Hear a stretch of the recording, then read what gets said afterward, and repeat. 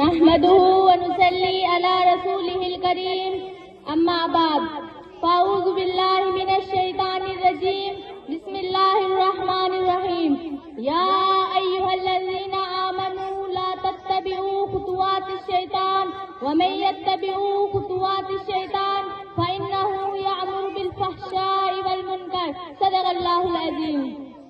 معزز سامعین اکرام، میں نے آپ حضرات کے سامنے قرآن مقدس کی ایک آیت پڑھی ہے جس میں رب کائنات نے ارشاد فرمایا، اے ایمان والو، شیطان کے نقش قدم پر مت چلو، اور جو شخص شیطان کے نقش قدم پر چلے گا شیطان اس کو بے حیائی اور برائی کا حکم دے گا۔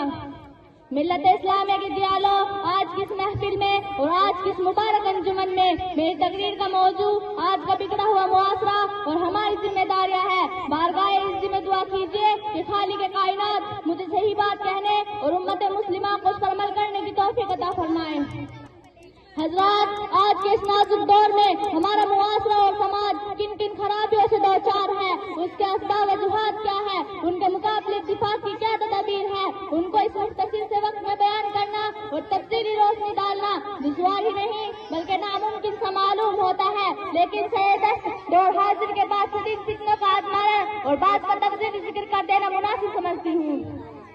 دوستو، وہ اسباب کے جنہوں نے معاشرے کی بنیاد پر ہلا کر رکھ دیا اور امت مسلمہ کے دامن پر کو تار کر دیا، ان میں سے سفلی عمل کرنا اور کرانا، یا مشری طور پر گڈے تعویذ کرنا، یا شرکا کے لیے منت ماننا، ماں باپ کی نافرمانی کرنا، مرد کا ٹکنا سے نیچے پائجامہ پہننا، یا محرم مرد عورتوں کا بے خواب ملنا جلنا، لگو تفریحات میں وقت ضائع کرنا، ریڈیو ٹیلی ویژن پر فحشات اور حیاسات کا نشر ہونا، ان کا دیکھنا اور سننا، سنیما دیکھنا، جوا کھیلنا، عورتوں کا بے پردہ رہنا، ننگے سر گھومنا پھرنا، گلے باز اور پیٹ کا کھلا رہنا، باریک لباس پہننا، شوہر کی امانت میں خیانت کرنا، دفتر میں نامحرموں کے ساتھ کام کرنا، بے پردہ بازاروں میں جانا، نوجوان لڑکوں لڑکیوں کا مخلوق تعلیم حاصل کرنا، رشوت لینا اور دینا، سود لینا اور دینا، غیبت کرنا یا سننا، تصویر کو رکھنا، دیواروں پر لگانا، سو کے کتا پالنا، تقریب شادی میں روپے پیسے موبائل کے لیے خرچ کرنا، الغرض بہت سی ایسی خرابیاں ہیں جو ہمارے معاشرے سماج میں جاری رکھا رہی ہیں۔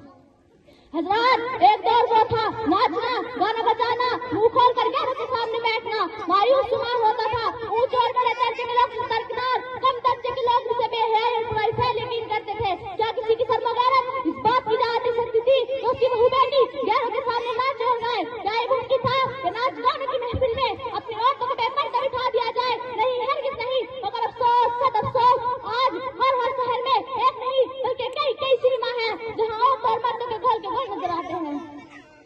آقا دو جہاں صلی اللہ علیہ وسلم نے ارشاد فرمایا کہ میں گانے بجانے کو مٹانے کے واسطے بھیجا گیا ہوں، مگر ہم ہیں کہ آپ کی امتی ہیں اور بڑے زور و شور سے مسلمان ہونے کا دعویٰ کرتے ہیں اور خود